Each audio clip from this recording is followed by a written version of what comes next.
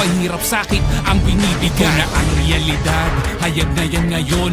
Dito sa ating bansa may malawakang korupsyon. Hindi na barya-barya, umabot na ng trilyon. Kaya ang taong bayan ay sumisigaw ngayon. Pakinggan nyo ang pagsigaw ng hustisya. Kung may investigasyon, dapat nakikita. Walang pinapaboran, walang tinatakpan, para magkaroon ng kapayapaan. Ang tinig ng bansa'y sumisigaw ng malakas.